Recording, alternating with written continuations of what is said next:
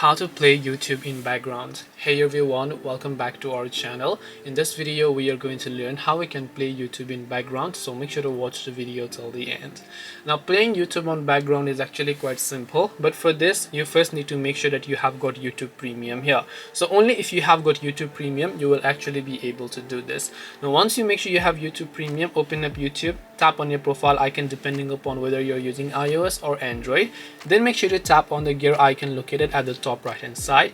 Then you'll find the option called General, so you can just go to the General tab here. Once you go to General, here you can see one of the options that says Picture in Picture. This will allow us to use our YouTube in Picture and enable it. So here if I play a certain video, even if I minimize it, you can see it is still playing, and it will also play if I just go ahead and then turn off my screen. So here if I just go ahead and turn off my screen, I open it up, you can see this video is actually still being played over here.